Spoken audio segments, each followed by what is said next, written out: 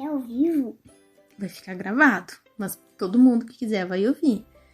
Helena, eu quero começar te agradecendo por tu ter aceito o nosso convite para conversar conosco aqui na Ciência com Afeto sobre como tu tá se sentindo nesse período de isolamento social na pandemia. Conta um pouco pra gente como tá sendo pra ti esse período. Claro. Nesta pandemia, eu me sinto sem amigos. O que o pai e a mãe se interessam é a única coisa que resta para brincar. Mas eles não brincam muito, eles têm que trabalhar.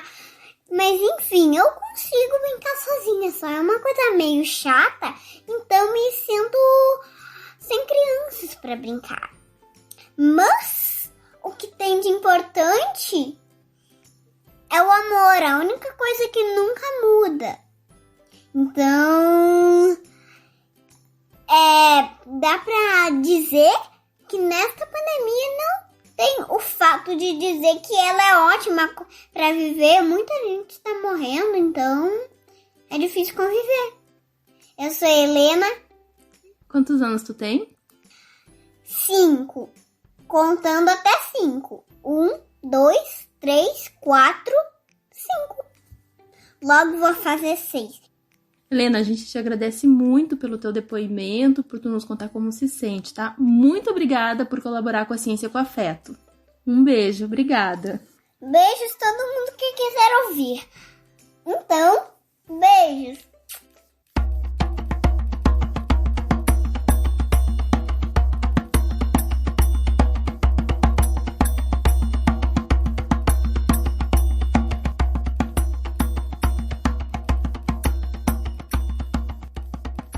Olá, com esse áudio da Helena, desejamos boas-vindas ao podcast da Ciência com Afeto. Eu sou a Fabiana Tomé da Cruz. E eu sou a Dayana Schwember.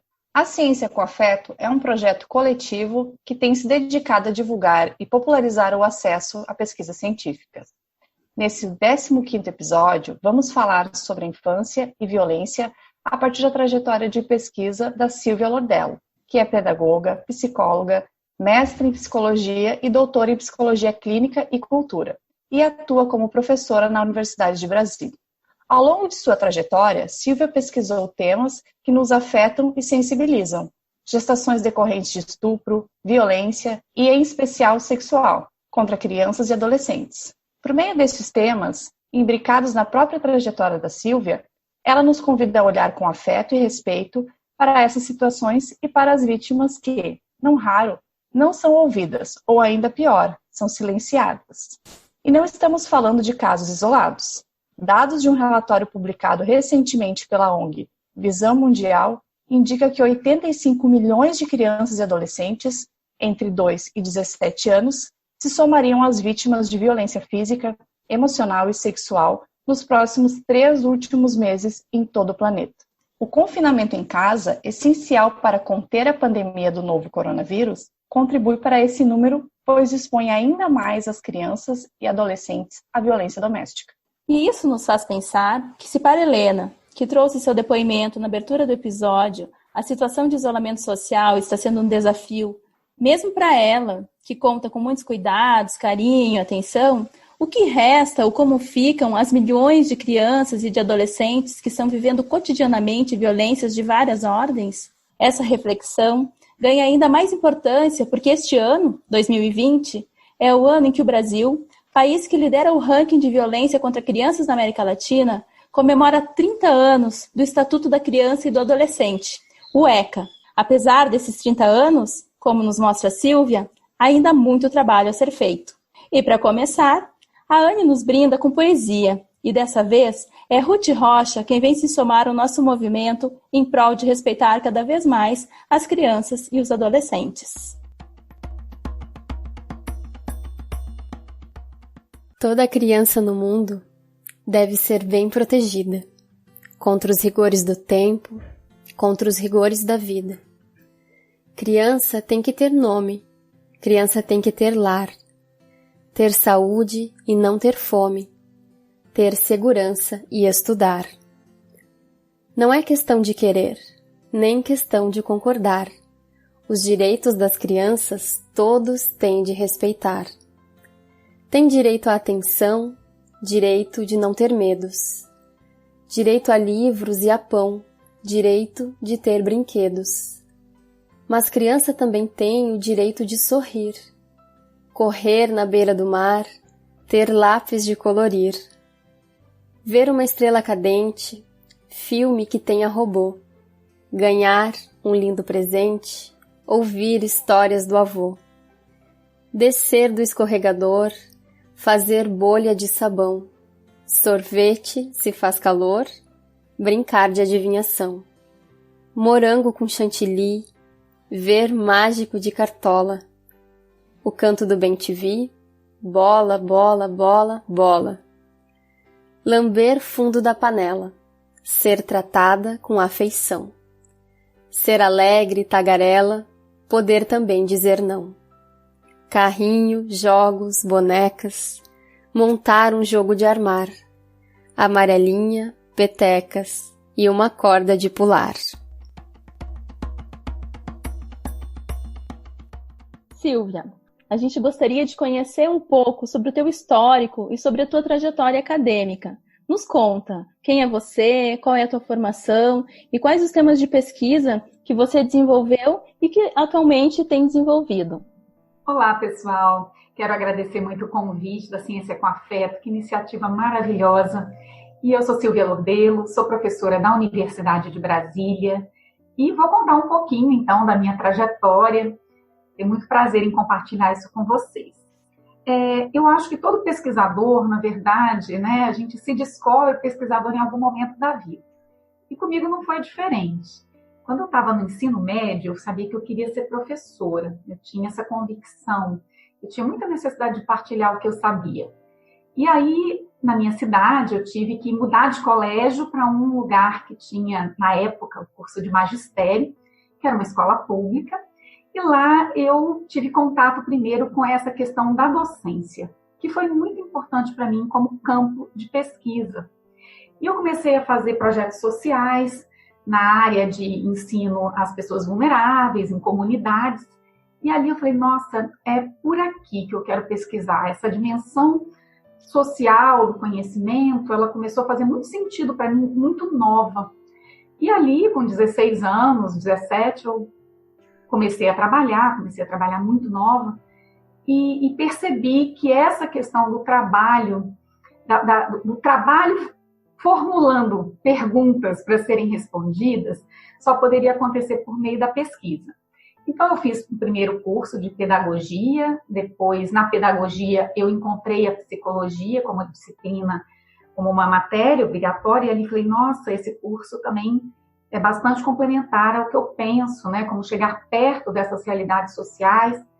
E aí eu fiz psicologia também, depois eu fiz o mestrado me levou para um campo da saúde, e a saúde também era um outro lugar que sempre me trouxe esse aspecto da vulnerabilidade. Eu pesquisei inicialmente, no mestrado, as crianças com dor em câncer, né, dor decorrente do tratamento oncológico, e ali trabalhei com os profissionais de saúde, e eu sempre trabalhei muito com essa perspectiva da criança, do adolescente, isso desde aquele momento do magistério, lá nas comunidades que eu alfabetizava, já tinha um impacto muito forte em minhas infâncias, as adolescências, e como socialmente a gente tratava essas pessoas, né, esses sujeitos de direitos, muitas vezes invisibilizados, não muito, assim, pertencidos, né, à sociedade, que, de certa forma, os exclui um pouco nas suas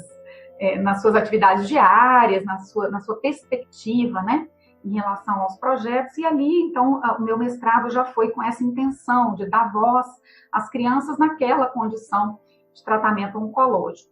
Nessa época, eu sempre fui uma aluna trabalhadora, porque eu entrei na UNB com 17 anos, mas em seguida eu consegui um trabalho como professora numa escola particular e sempre trabalhei e estudei. Isso foi muito importante para mim no campo da pesquisa, porque isso me deu uma sensação de que a academia tinha mesmo uma relação muito direta com as questões que eram colocadas por meio do trabalho diário com esses públicos, né? Então, ela sempre me suscitou inspirações para pesquisar.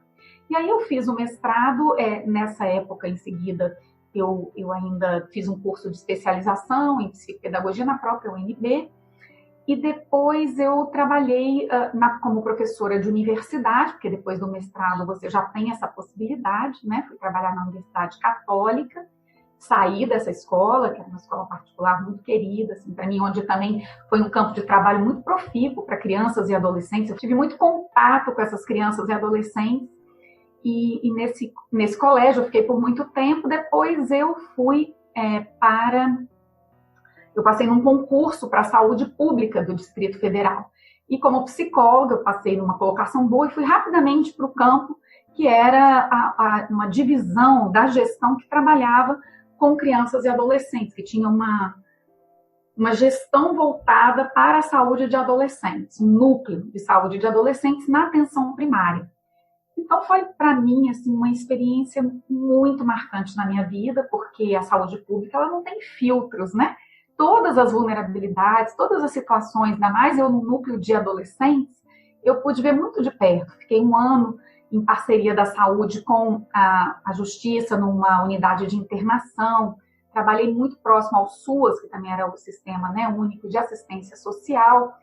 Ali, então, fez um eco enorme para aquelas coisas que eu já pesquisava, que eu já era muito mobilizada, e ali eu conheci mais de perto algumas vulnerabilidades, que então foi onde eu fui para o doutorado, que eu fui trabalhar no serviço de atendimento às pessoas que sofreram violência, numa determinada carga minha de trabalho era para esse programa, e ali eu conheci pessoas, assim, fiquei muito sensível às histórias das violências, sobretudo as violências sexuais e de natureza intrafamiliar. Então, foi um tema que me mobilizou muito, e com certeza ali eu dirigi para o doutorado, porque eu falei, nossa, eu queria ter esses 10 anos de experiência entre o mestrado e o doutorado para justamente ver como esse percurso, né, de trabalho me traria questões, e eu tive esse contato. Então, foi muito importante para mim.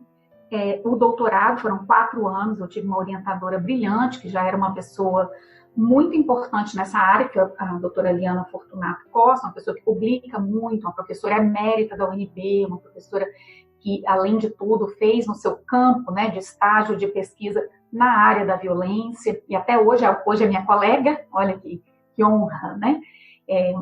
Uma pessoa que tem suas metodologias premiadas pelo Prêmio Neide Castanho por 2 vezes, tinha todo um envolvimento, e tem até hoje, nessa área.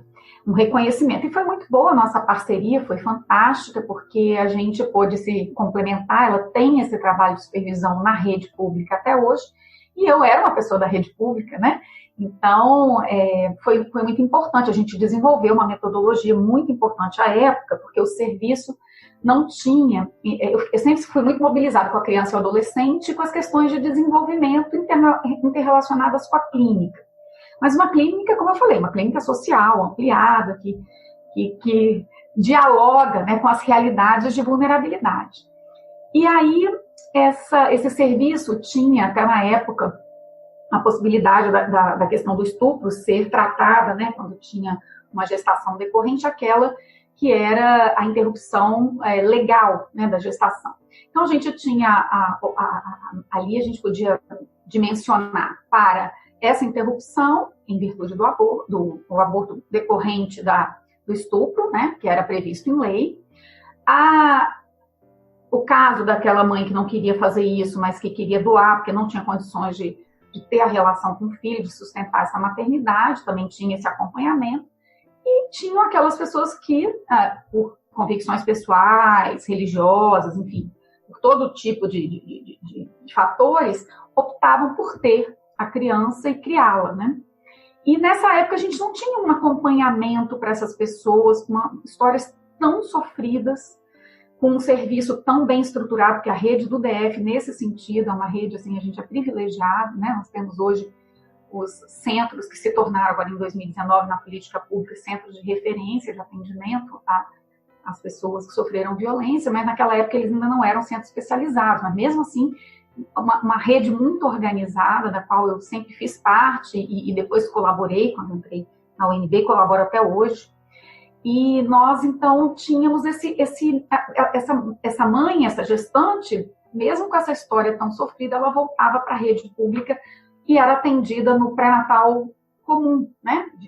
E as motivações e as frustrações e os traumas dela eram enormes e não tinham um lugar, né? E aí eles me concederam a possibilidade de fazer o doutorado desenvolvendo uma metodologia de trabalho que fizesse, afinal ela queria se vincular a esse bebê, ao contrário das outras 2 situações que não queriam se vincular, essa queria se vincular, mas a vinculação dela era muito sofrida, era muito ambígua, era muito ambivalente, ela, né, quero e não quero, amo e odeio, e como que ia ser feito esse trabalho? Então, o meu trabalho de pesquisa no doutorado foi, durante esses 4 anos, uma série, né, de trabalhos próximos, no caso, tem um grupo mesmo de intervenção, né, uma proposta de intervenção grupal com essas pessoas, e dali foram elas que me ensinaram os conteúdos de um pré-natal que envolva pessoas que tenham esse tipo de experiência. Então, sou extremamente grata aos vários grupos que eu atendi e com quem eu pude aprender, e depois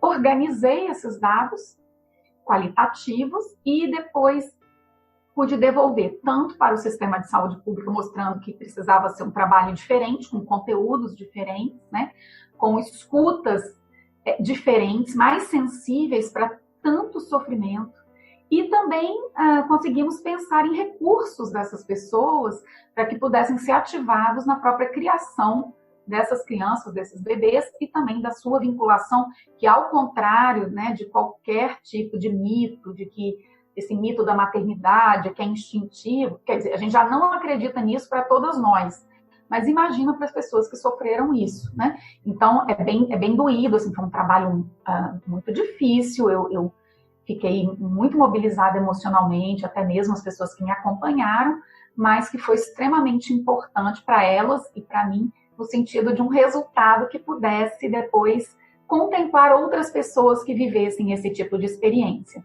Então, foi bem bacana, porque o próprio serviço acolheu super bem esse resultado, e até hoje esses conteúdos estão presentes no atendimento dessas pessoas, né?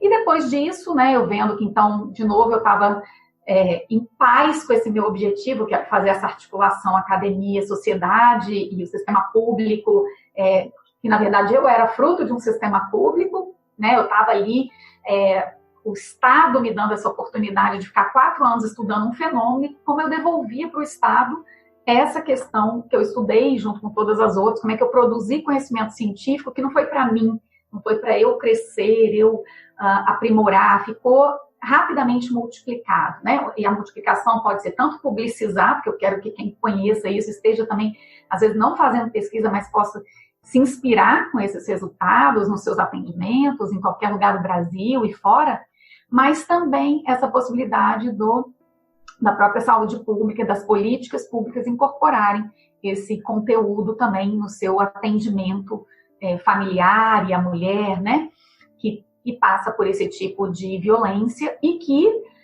tem que fazer uma série de negociações. Tem muitos resultados interessantes dessa pesquisa, não sei se eu consigo detalhar aqui, mas é muito importante a gente pensar nessas pessoas que são invisibilizadas, que, né, dentro dessas situações elas podem, a gente pode até achar que é minoria, nem é, né, mas é um quantitativo, que às vezes o sistema, no seu automatismo, não tem nem condições de olhar para elas, né? Então, eu acho que a gente também fazer com que elas sejam vistas, sejam ouvidas e apareçam para esse sistema é uma contribuição importante. E a partir dali, o doutorado me abriu muitas portas, porque em 2013 eu defendi a minha tese com esse trabalho, e em 2014 teve um concurso para a UNB, eu já era docente há 10 anos na Universidade Católica, já vinha com toda essa trajetória também de ensino superior, tinha trabalhado em outra instituição particular aqui da cidade, com o professor Todorov, que era no IESB, então eu já transitava muito no ensino superior, mas nas universidades e faculdades privadas. E aí teve um concurso da UNB para a área de infâncias e adolescências, a clínica das infâncias e adolescências, e aí eu passei, e claro, um concurso que teve bastante identidade com o que eu fazia, né? E então, desde 2015, eu sou professora da Universidade de Brasília, mas aí dentro do laboratório do grupo de pesquisa, a gente tem condições ainda de ampliar cada vez mais esse meu vamos dizer assim, esse sonho, né, que eu sempre tive de poder, primeiro, multiplicar, mas também de poder fazer com que a ciência faça todo sentido para a vida não só de quem produz o conhecimento, mas de quem recebe esse conhecimento produzido também. Silvia, é muito linda a tua trajetória e essa parte que tu traz justamente falando sobre essa ponte, né, em trazer teu conhecimento, aquilo que tu construiu na academia durante toda a tua caminhada para a comunidade, devolvendo para a sociedade, como tu disseste, é incrível, assim. Mas pensando um pouquinho nessa tua trajetória, a gente gostaria de saber mais, assim, sobre os desafios que tu encontrou realizando essa pesquisa, doutorado, do mestrado. Quais foram os desafios durante essa tua trajetória? Importante essa pergunta, porque a gente fica contando só os louros aqui, né? Como se tudo fosse fácil. E quando a gente vai analisar os bastidores, tem realmente muitos percalços, né? Eu acho que um pesquisador, mais do que ninguém, ainda mais no Brasil, né? Que a gente tem a questão dos cortes orçamentários, que a pesquisa não é uma tônica, não é uma prioridade governamental, nós temos muitos desafios, né? Eu acho que as pessoas que estão nessa área são extremamente corajosas e também são sinais assim, da própria resistência, porque acreditam na causa e com isso são militantes. Mas eu veria assim, eu acho que o processo de pesquisar, primeiro ele é um processo que ele revitaliza, né, a nossa vida. Assim. Quanto mais eu pesquiso, daquela pesquisa aparece uma nova pergunta e aquilo já me seduz para um novo campo.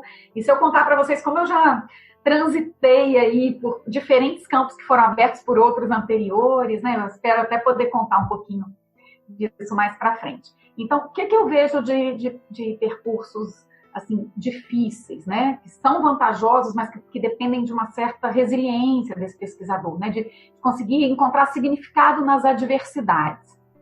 Eu vejo primeiro essa questão da gente ter muito pouco fomento, né? Em termos de editais, de condições, porque às vezes a pesquisa é uma pesquisa que pode envolver um recurso financeiro, ela vai demandar deslocamento, ela vai demandar... E a gente faz isso hoje de uma maneira bastante artesanal. Nós fazemos o processo todo, né? Nós nos responsabilizamos por todo o processo. Porque quando você tem editais e tem fomento, você consegue construir equipes, você consegue adquirir equipamentos, né? E isso hoje, assim, eu acho que talvez em algum tempo atrás isso pudesse ser um pouquinho mais estimulado, mas não é o que eu vejo atualmente. Então, isso, a gente está sempre correndo o risco de perder até aquelas coisas mais elementares, do tipo, quando a gente pensa assim, uma bolsa, né, um bolsista de pesquisa, como ele é importante para a gente. Mas coisas, assim, muito simples, que já deveriam ser absolutamente naturalizadas na cultura, não são. A gente está sempre tendo que lutar por elas. E tem os percursos, esses são macrosistêmicos, né? De um jeito de pensar a pesquisa nacionalmente, dentro da própria academia, a gente sempre lutando por essas condições. Além disso, tem, eu acho que nas esferas microsistêmicas, então, assim, naquele ambiente mesmo. Então, estar no hospital e ter acesso a esse serviço, e ter acesso a essas pessoas, e querer que... imagina, a gente fica numa motivação enorme, né? Para ter as pessoas, porque eu entendo muito como coleta de dados, eu não gosto muito dessa sensação de que você vai lá e vai fazer com que essa pessoa, assim, obter esse conteúdo e sair do ambiente, deixar tanto o ambiente sem retorno e a pessoa com a sensação de que ela, assim, até uma sensação mais utilitarista, né, da participação dela. Eu realmente me incomodo muito, eu tenho muito respeito por esse aspecto ético, assim, da pesquisa. Como pode ser bom para todo mundo. Então, eu vejo mais como uma construção de um processo coletivo. Então, é isso. O que eu ofereço, o que o outro me oferece, como a gente cresce junto, como que a gente devolve para essas pessoas, como a gente acompanha, caso elas tenham alguma mobilização durante o processo, que garantias eu dou dessa participação, que ela fique muito à vontade para, inclusive, dizer o seu não, se ela se sentir constrangida. Eu tive muito medo disso nesse de doutorado, né? E os desafios vão desde você estruturar o seu projeto, né? organizando as suas ideias. Um desafio que eu acho muito interessante nos mestrandos, né, olhando como professora, e que provavelmente foi o meu processo também, é que a gente chega com uma boa coletânea de ideias e fica um pouco fidelizado. E, na verdade, a gente só tem 2 anos, mas sendo 2 anos entre você estruturar o projeto, fazer disciplinas, fazer a prática docente, ou seja, dar aula, construir a sua redação, a sua coleta, analisar os seus dados e fazer a sua escrita e defender. Então, se você pensa só nesses desafios, 2 anos já sumiram, né? Eles passam voando.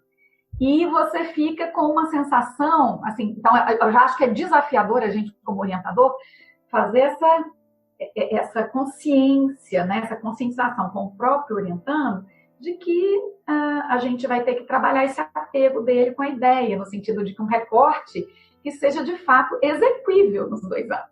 E aí isso já dá um trabalho enorme. Então, desafios desde esses iniciais, da organização, que realmente como vai ser esse recorte, como eu vou estruturar isso em 2 anos e no doutorado em 4 anos, né?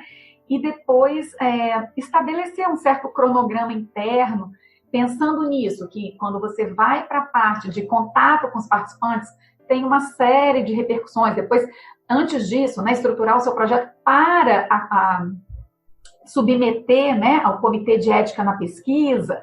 Então, ali já tem as pessoas avaliam, fazem parecer, devolvem, já tem todo um movimento ali de ajuste. Posteriormente, encontrar essas pessoas, fazer com que elas aceitem, isso sem nenhuma ajuda, como eu falei, de uma maneira bastante assim, você é o início, meio e fim de tudo, né?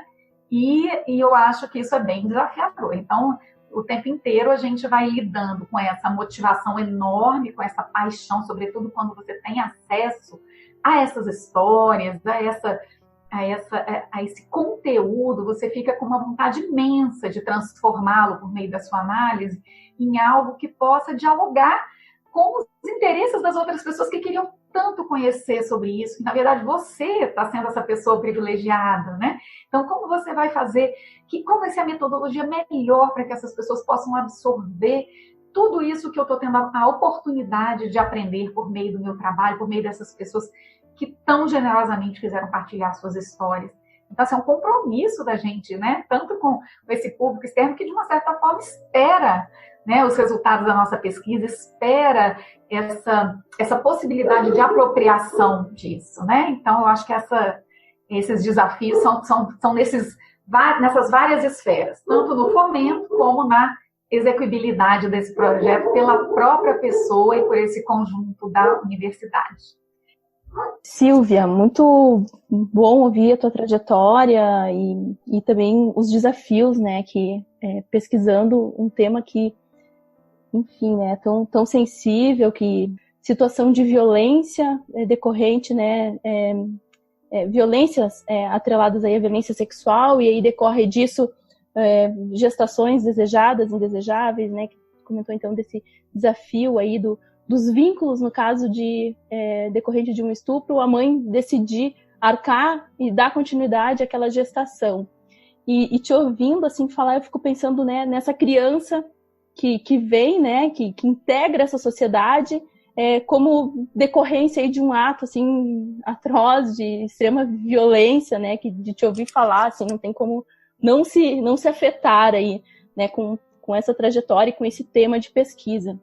E aí, trazendo essa discussão para a situação atual, né, que a gente tem vivenciado, né, de pandemia, com as famílias mais em casa, com as crianças, né, mais fortemente relacionadas aí a esse ambiente familiar, que muitas vezes é violento, e talvez, muito possivelmente, né, sem rede de apoio com as quais elas poderiam contar.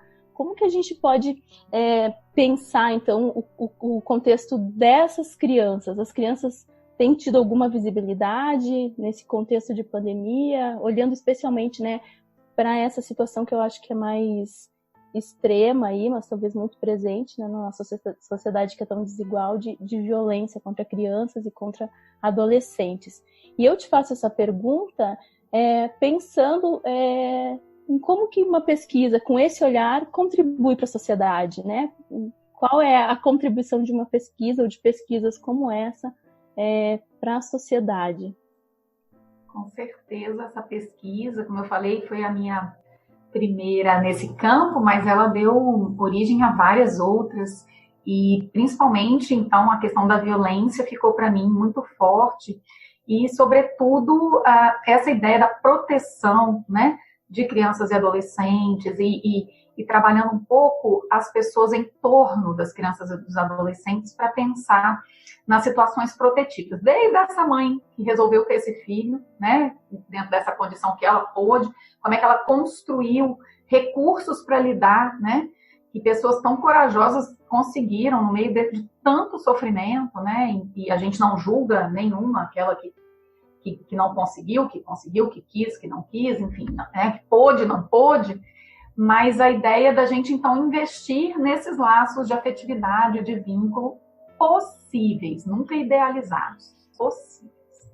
E é bem interessante que elas têm muitos recursos que trazem um pouco, porque assim, o que acontece para quem estuda violência, eu acho bem bacana você abordar essa questão agora da Covid, e desse momento eu já publiquei 3 artigos sobre isso nesse tempo de pandemia, para chamar a atenção, porque também nós estamos num ano bastante emblemático para aquelas pessoas que são envolvidas com a proteção das crianças e adolescentes vulneráveis. E nós temos agora, né, agora dia 13 de julho, o Estatuto da Criança e do Adolescente fez 30 anos, então é um marco para nós em termos de concepção, né, que traz para a gente essa responsabilização do Estado, das famílias e de todas as pessoas pelas crianças e adolescentes da nossa sociedade. Então, o ECA assim, foi um divisor de águas, e dali decorreram várias outras ações.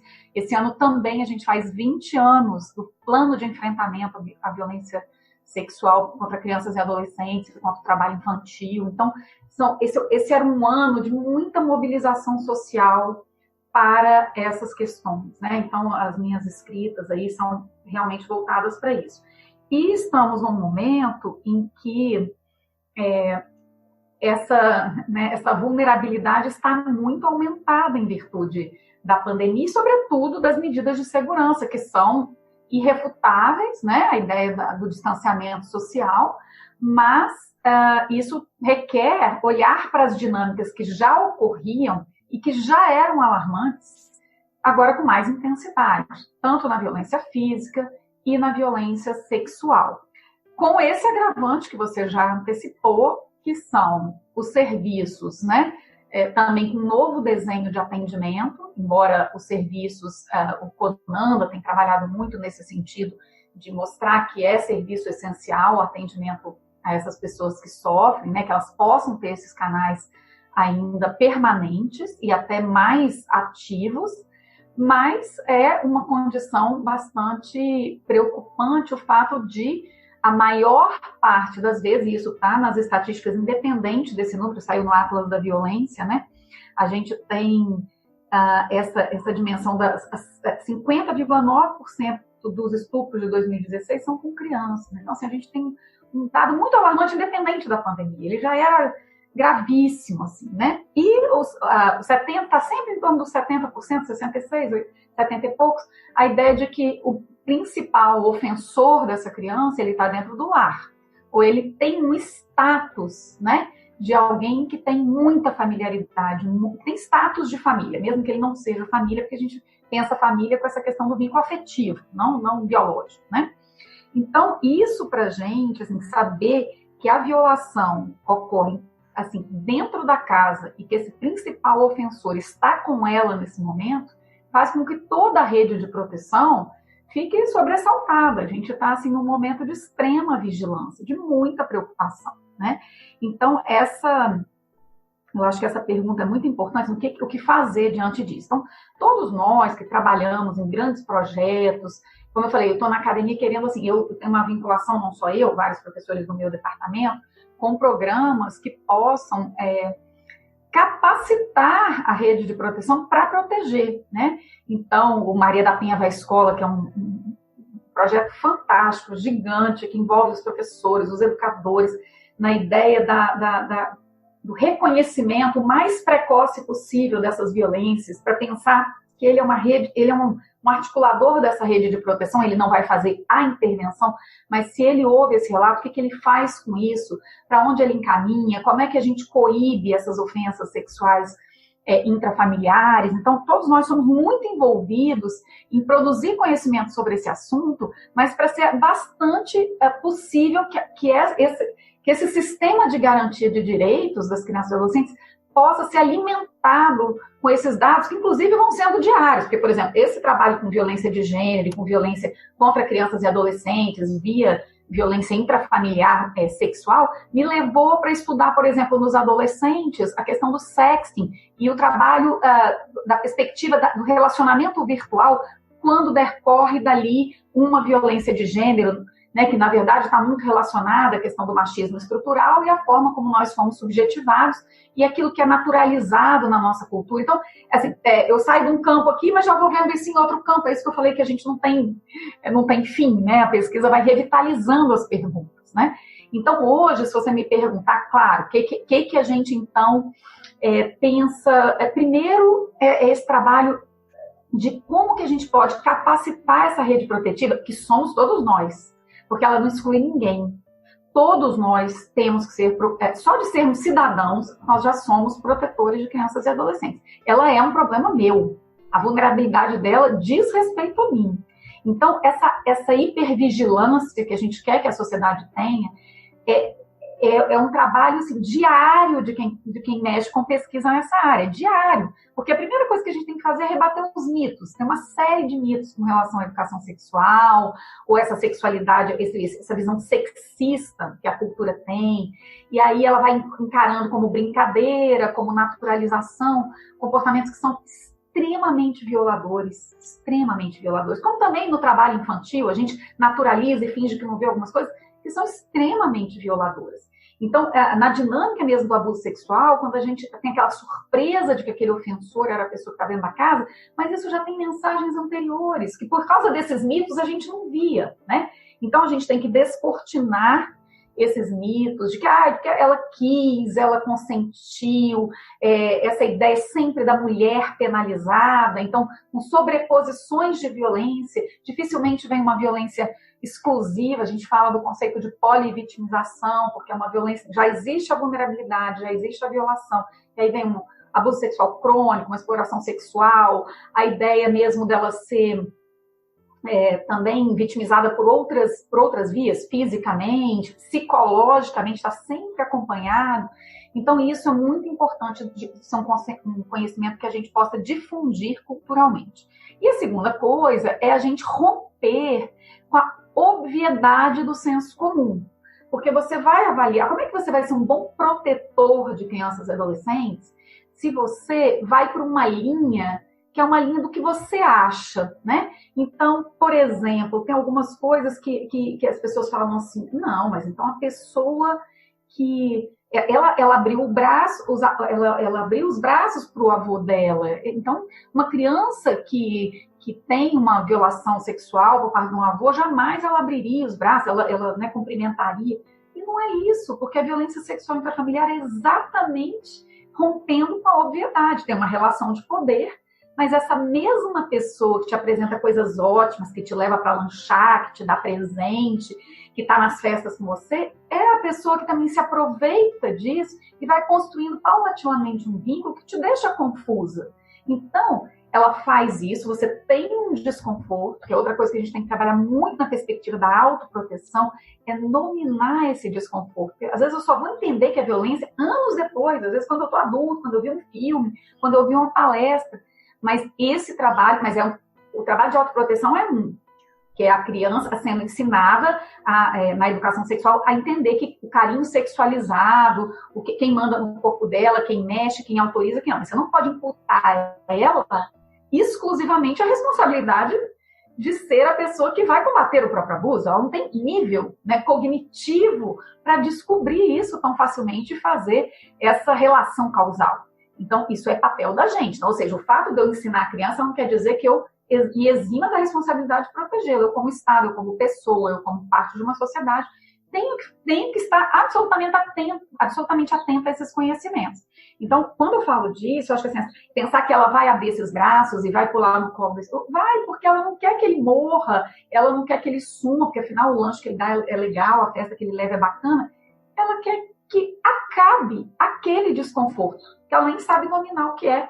Aquele colo, aquele carinho que ela não gosta, aquela conversa de isso fica entre nós, aquela coisa de que ela não pode contar para a mãe. Isso a criança, não? O adolescente também leva um tempinho às vezes para perceber, mas ele já tem uma formalização, assim, uma possibilidade de abstração que ele já consegue pensar nessa possibilidade.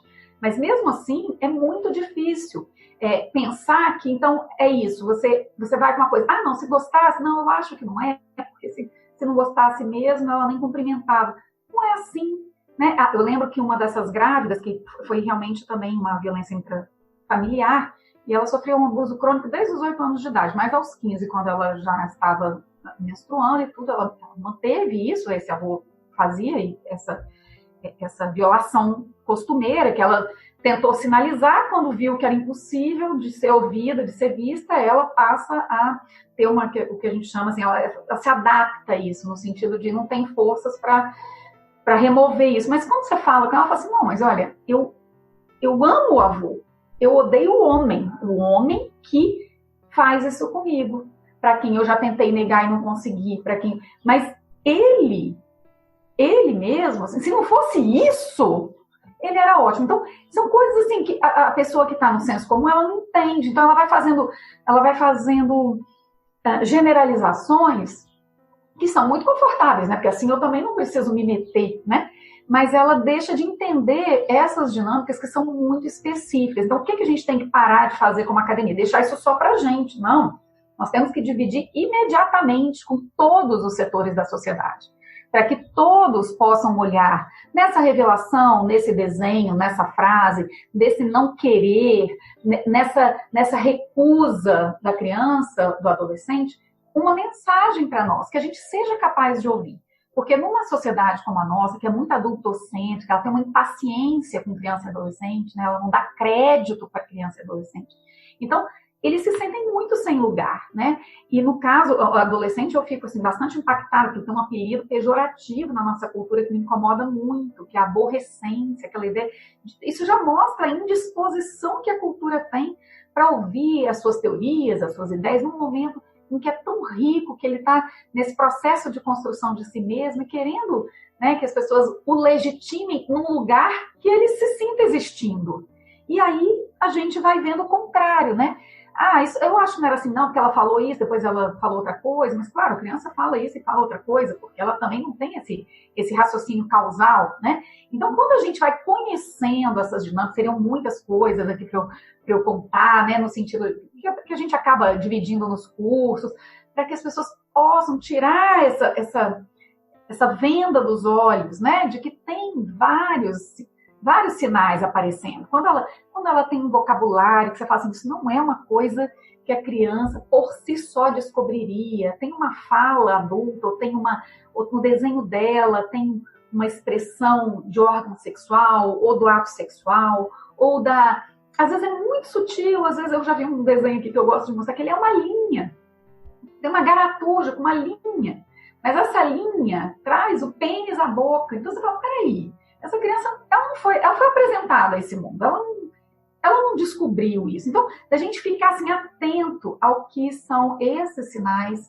Então, quando chega a casa, então tem duas coisas. A casa pode ter um elemento protetivo que não estava enxergando essas coisas, né? E pode ser que esse elemento protetivo, a mãe, uma tia, uma pessoa que mora junto, se ela está mais atenta, com essa visibilidade, né, que a criança possa dar para ela, desses fatos, ela, nessa intensificação de contato, pode promover uma notificação, uma providência, né, que seja de proteção. Mas o que a gente vê normalmente é o contrário, né, porque essa dinâmica é muito difícil da gente ter acesso a ela, porque ela é muito privada, né?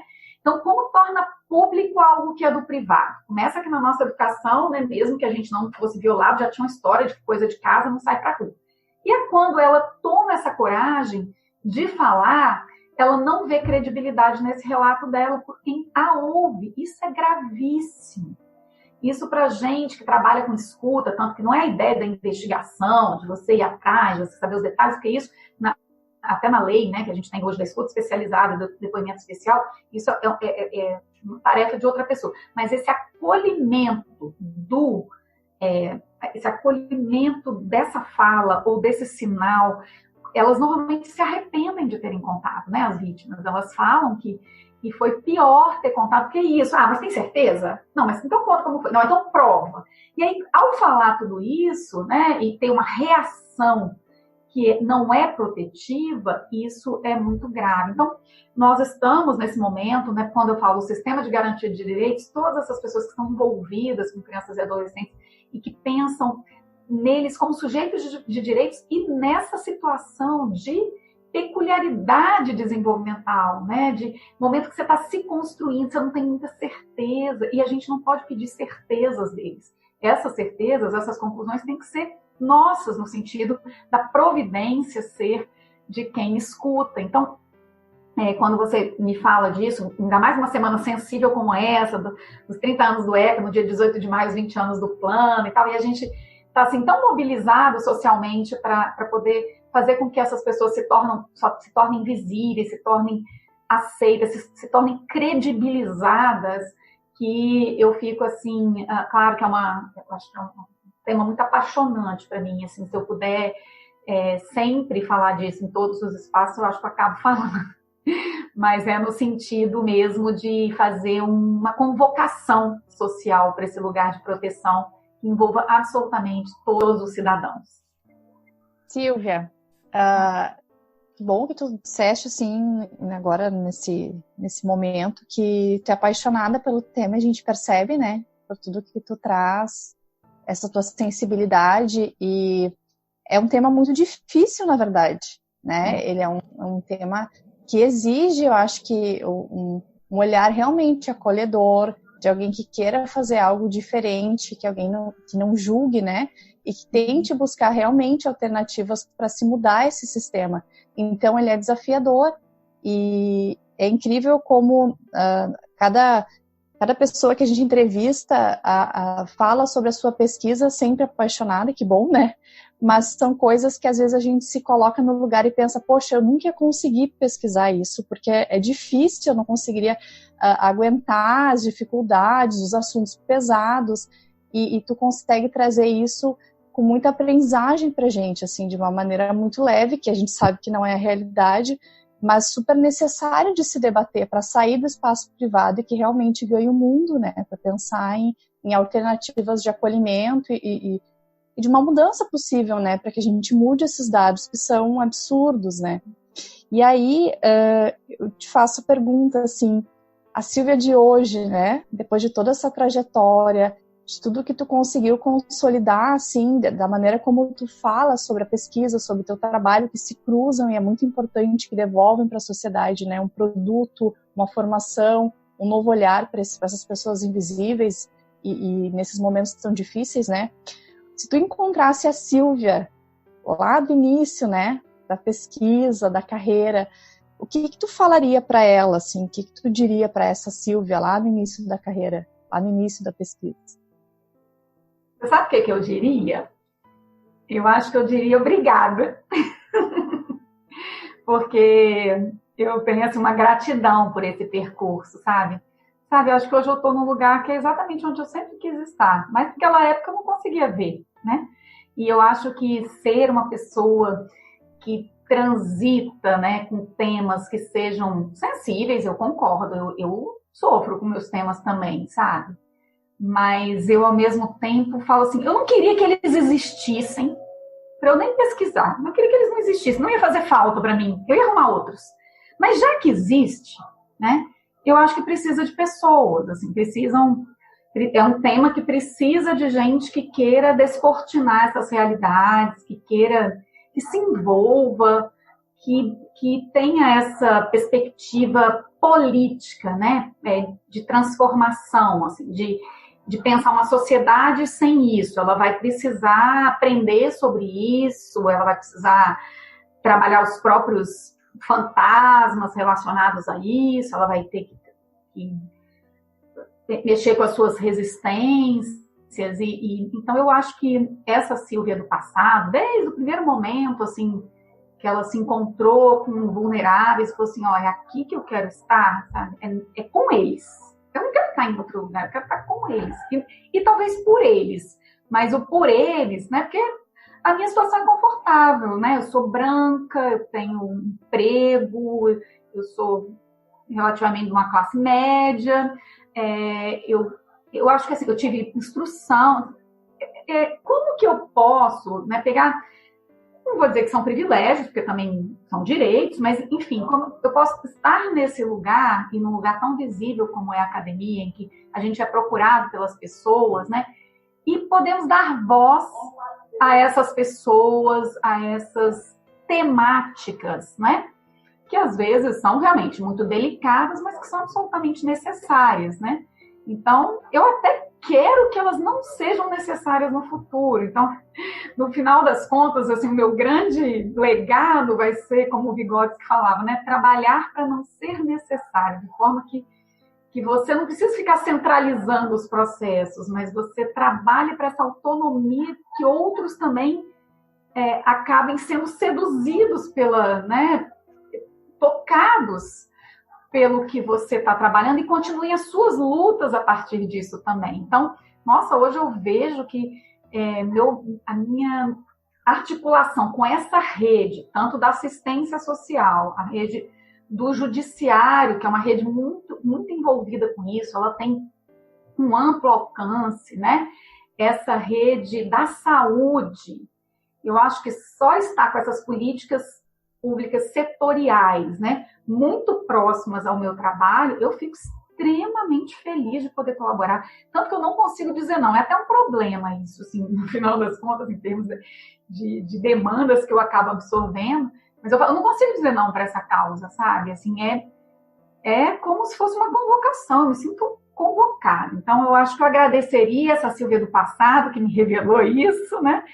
E agradeço a Silvia do presente, que também, todos os dias, consegue ter convites para isso se tornar mais visível e mais pessoas na rede. Eu lembro que eu dava palestra no início, assim, tinha 3, 4 pessoas, hoje tem 200. Eu falo, gente, você acha que isso não é motivo de felicidade para mim? Saber que 200 pessoas hoje dessa rede estão envolvidas com essa causa, com certeza a nossa chance de mudar essa história é muito maior com 200 do que com 4. E outra coisa, que é muito importante, esse trabalho que vocês falam, né, assim, que eu sou leve, ou que eu tento trazer esse otimismo, mas não sou eu.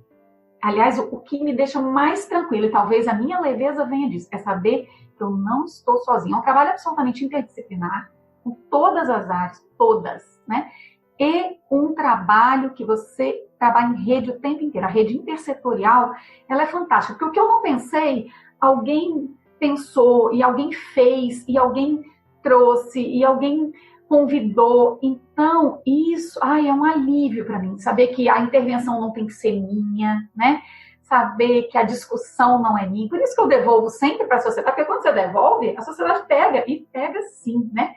Então, esses professores que estão lá ouvindo essas crianças e mandando para o conselho tutelar, gente, eles são um pouco de mim, mas não sou eu. Então, eu preciso, né, ativar essa rede. O meu papel é como que desse meu lugar, que é pequeno, eu ativo essa rede nesse campo que eu consigo produzir. E outro colega vai ativar disso, e o outro. E aí, esse conhecimento é muito interdisciplinar, ele é muito cruzado, assim, com várias vozes, e isso é um alívio. Então, se eu trago essa leveza, é porque eu tenho certeza que não tem essa sobrecarga sobre mim.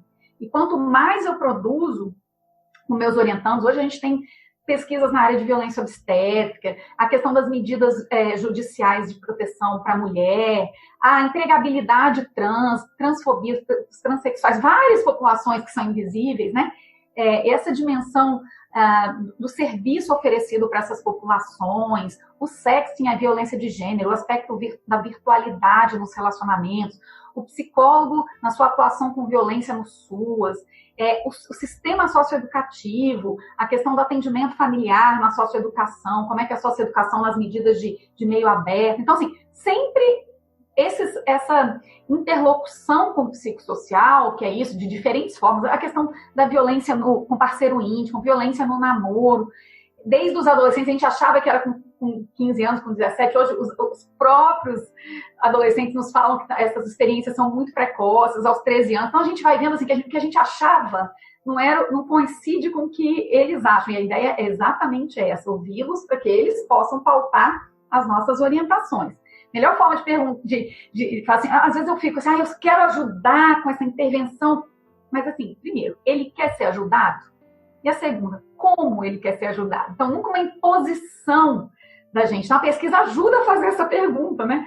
Eu quero ajudar, mas eu não vou ajudar do meu jeito, né? Então, a ideia de avaliar essas necessidades. Você quer e como você quer, né? Então, os públicos dão pra gente essas pistas e a gente consegue construir bons trabalhos nessas áreas que eu falei que vão muito além hoje. Eu citei essa da violência, realmente, criança e adolescente, violências, para mim, sempre é um tema muito caro, mas eu acho que eu derivei para vários outros campos das situações que eu acho que podem ter maior visibilidade socialmente. É muito bom trazer a tua reflexão à tona, e eu fico muito feliz, e acho que falo por toda a ciência com afeto, e não só, mas muito, muito para além da ciência com afeto, de saber que o público das tuas palestras tem se multiplicado e que continue se multiplicando, porque esse tema realmente precisa de muita visibilidade. Me dá assim, ao mesmo tempo que eu fico também muito afetada e tocada, sensível pelo teu tema de pesquisa e por todos os dados e relatos que tu vem nos trazendo, eu também fico com um quentinho no coração de saber que esse tema, de fato, assim, vai se tornando cada vez mais público, vai deixando de ser um tabu, talvez, e a gente vai incorporando essa ideia que eu adorei na tua fala, que é de pensar que os filhos são filhos de todos nós, as filhas são filhos de todos nós, de nós enquanto sociedade, né? E aí, pensando que esses filhos, essas crianças, esses adolescentes, vão ser os adultos daqui a bem pouco tempo, e que muito provavelmente, né, e tomara que sim, tu esteja aí e encontre com essas crianças e com esses adolescentes no futuro adultos, eu quero te perguntar, né, que Sílvia é essa que vai encontrar com essas crianças crescidas, né, com esses adolescentes aí já adultos, e o que você gostaria de ver? Que Sílvia é essa? Como que tu gostaria de encontrar essa Sílvia? Bom, eu acho que eu vou ser uma Sílvia que vai, não sei, pelo meu nível de hiperatividade, assim, que vai durar muito tempo, assim, mesmo após aposentadoria e tudo, trabalhando com essas coisas, assim, eu acho que do mesmo jeito que isso perpetuou muito tempo do meu passado, lá bem novinha, eu acho que eu vou ver frutos disso. Eu já tenho visto, né? Eu acho que colher os frutos disso, eu vejo, nós temos um grupo, né, da ANTEP, que é a nossa associação científica, e que nós temos lá 20 pessoas que são de universidade, do país inteiro, e elas fazem coisas lindas também, gente. As cartilhas, as produções, os trabalhos sociais, elas também estão lá em cada lugar desse país, fazendo com que esse grupo cresça, produzindo com essa articulação social, com esse nível de compromisso, com a transformação dessas realidades, então fazendo redes nos seus espaços, né? Então eu me sinto também, eu falei da minha rede local, mas eu tenho que dizer que essa outra rede também me alimenta muito, assim, sabe quando você encontra assim, receptividade? Então isso eu acho que é importante, e no futuro eu vejo que esse grupo tem se amadurecido para estarem ocupando cada vez mais espaços, né? Eu acho que a gente ainda atua na contramão dos resultados, né? Porque apesar de eu me envolver tanto com isso e ver que minhas palestras de 4 passaram para 200, mas a gente vê que também a gente ainda tem um desafio muito grande, um desafio que eu acho que vai ter que ser pensado mais preventivamente, porque a gente desenvolveu até boas formas de conseguir trabalhar com a ressignificação desses projetos após os episódios traumáticos, enfim, uma retomada né, do seu sentido de viver, mas a gente tem investido muito na prevenção. Como é que descobre o mais rápido possível, como é que coíbe, como é que trabalha a educação sexual, como é que trabalha esses pais, né, para entenderem isso. Então, eu ficaria muito feliz no futuro se eu visse essa prevenção, assim, incorporada na política pública setorial da educação, que eu acho que já vem acontecendo, embora nesse momento com bastante dificuldade da gente manter até o pouco que tinha se construído. Eu acho que a gente está numa fase muito difícil, a gente só não desiste porque a causa nos mobiliza muito, mas nunca a gente teve tanto retrocesso em termos do que a gente já tinha construído, né? Então, isso é um desafio gigantesco e a gente está fazendo isso por iniciativas pessoais, coletivas, resistências dos nossos coletivos e colocando o nosso bloco na rua, né? A gente tem aí nesse plano de enfrentamento os eixos e a gente vê, nosso Brasil inteiro tem representantes da sociedade civil, das políticas, dos executores das políticas, protagonistas nos adolescentes, nas crianças. É lindo ver a rede que está comprometida com isso, seja naquele município mais esquecido. Tem o representante, mas ele está lutando com dificuldade. Então, o que eu sinto, assim, que eu gostaria de ver primeiro, né, uma perspectiva da cultura, né, e macrosistêmica, do governo, das políticas, que elegesse esse tema como um tema tão caro para eles como é para nós, né? Então, eu acho que isso faria uma mudança, sim, né? A gente avançou em algumas legislações, eu não estou desmerecendo os progressos que já fizemos, mas eu acho que o momento atual é de retrocesso e talvez a gente tenha que, de novo, ter um impulso, sabe, aquele andar para trás, mas que ele sirva de impulso para andar para frente. E eu acho que pensar mais precocemente nessa educação. Eu vejo que hoje em dia, por exemplo, a gente vê projetos maravilhosos com essa ideia da educação sexual, da autoproteção, com imagens, com música, com filmes, com vinhetas, a gente tem séries maravilhosas. Então, eu gostaria muito de ver isso ainda mais divulgado. A gente tem os prêmios nacionais que divulgam isso, né? Mas é como vocês próprias já me deram uma ideia, assim, embora a gente tenha essa paixão pelo tema e acho que todo mundo está pensando isso e sensível para isso, mas não é bem isso que acontece. Então, eu gostaria muito de, no futuro, ver que essa não é uma causa de um grupo, que é de toda a sociedade. Acho que a mudança de comportamento, o olhar que a gente tem para a criança e para o adolescente, também eu gostaria muito de ver isso. O adolescente, independente da violação, credibilizado, com uma cultura que encontre nele essa vitalidade que ele tem, essa criatividade, esses questionamentos que são tão importantes, que entendam o caráter opositor como uma característica muito espontânea e muito original de quem está construindo sua identidade, que a gente possa olhar prospectivamente para esse adolescente, olhar para essa criança com esse respeito, né? Esse texto último que eu falo assim, olha, a pandemia chegou, a criança viu, e o adolescente, a rotina dela do dia para a noite virada de ponta cabeça. Quem conversou com ela? Quem explicou? Explicou na linguagem dela? Ouviu as angústias dela sobre isso? Porque a gente, como adulto, já ficou tão impactado que eu acho que dificilmente a gente prestou atenção nas nossas crianças e adolescentes nesse momento. E aí eu tenho que fazer um recorte aqui, que a gente não pôde abordar, porque seria um tema bem interessante, as diferentes crianças e adolescentes que a gente está falando. O recorte de classe, de gênero, de raça, ele faz muita diferença nas infâncias e adolescências, muita, né?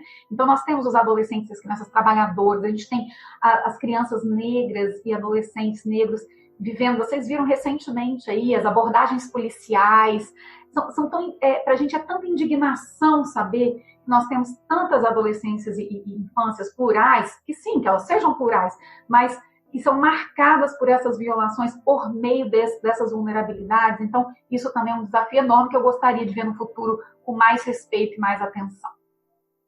Silvia, a gente te agradece muito, assim, pela tua participação, foi muito incrível, nos deixou muito emocionada, mas além de te agradecer pela tua participação, a gente agradece pela pesquisadora que tu és, pelo tema que tu aborda com muita coragem, assim, como tu disseste, com resistência, e também pela profissional que tu é, e ter essa força, assim, de poder fazer essa onda, né, com essa rede, de contagiar tantas outras pessoas, assim, e pesquisas, e esse público que precisa de ti, né?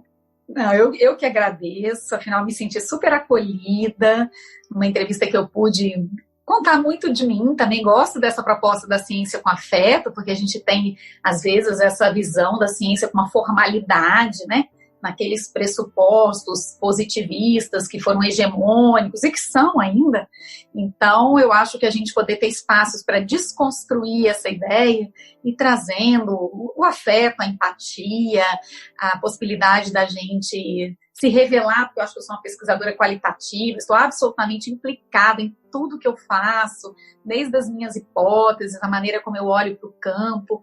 Então, é muito importante ter espaços que a gente se sinta cientista, mas que não precise adormecer esse nosso lado, que, aliás, é um lado que eu tenho muito orgulho. Eu acho que o fato de ser uma pesquisadora qualitativa me tornou sempre muito sensível e com orgulho dessa sensibilidade, incluindo isso sem parecer que isso seja uma limitação, né? Então, sempre fui transformada também pelos meus cenários. Então, a minha ideia é essa, transformar e ser transformada. E eu acho que vocês me deram a oportunidade de contagiar, talvez, a nossa audiência com essa possibilidade de enxergar a pesquisa assim. Então, eu que agradeço, espero ter outras oportunidades. Foi um prazer enorme estar aqui com vocês. Muito obrigada. Então, gostou desse episódio? Se tiver interesse em contribuir, entre em contato com a gente pelo e-mail contato@cienciacoafeto.com.br ou pelas nossas redes sociais. No Instagram, somos @Ciência com Afeto. A Ciência com Afeto é um projeto coletivo que vem sendo cultivado por uma equipe muito especial. Neste episódio, a produção e apresentação é de Fabiana Tomé da Cruz e de Dayana Schwember. O apoio à pauta e produção é de Anne Barros, de Gabriela Leal, de Kellen Cristine Pascoaleto e de Jaqueline Patrícia Silveira.